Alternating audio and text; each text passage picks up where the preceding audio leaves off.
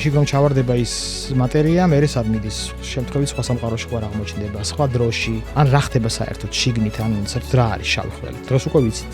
ან ჩვენ გალაქტიკის ცენტრშიც არის შავი ხვრელი, რომლის მასა არის დაახლოებით 4 მილიონი მზის მასა. ჩვენ თუ ვიპოვნეთ ეგეთი შავი ხვრელი, რომლის მასა არის უფრო პატარა ვიდრე დიდი აფეთქების, ის უნდა იყოს ხელოვნური წარმოშობის, ანუ უნდა არსებობდეს არამიწიერი ცივილიზაცია, რომელიც წარმოქმნის მასს.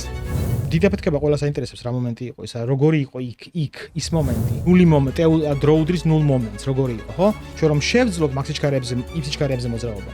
მართლაც განსხვავება ეგეთი იქნება როგორც ინტერსტელარში. 20 წლით, 30 წლით დაბერებული ადამიანი ტყუპის სალი დახვდება აქ, შეიძლება ვერც დახვდეს ვერავინ. ჩვენს გალაქტიკაში არის მინიმუმ რამდენიმე ასეული მილიარდი ვარსკვლავი. თითქმის ყველა ვარსკვლავს გააჩნია პლანეტა. ეს უკვე ვიცით. ამიტომ პლანეტების რაოდენობა არის ძალიან დიდი.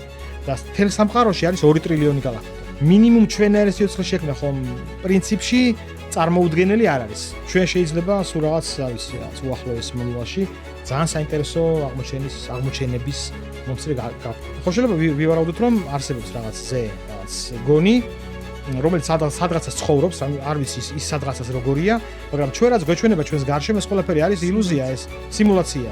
ერთ წამით წარმოვიდგინეთ რომ ის ცივილიზაცია აგზავნის სიგნალს რენტგენის გამოსხივებაში და არა სინათლის გამოსხივებაში. გვიპოვნეს, გაუხარდათ და გამოგვიგზავნეს. უიმე რა კარგია, ჩვენც აქ ვართ, ჩვენ ამას გავიგებთ 50,000 წლის 25,000 წლის შემდეგ. თუ ჩვენ აღმოვაჩინეთ სადმე სიცოცხლე, გონიერიც რომ არ იყოს, თუნდაც აი რას მიკროორგანიზმული სიცოცხლე, ხო?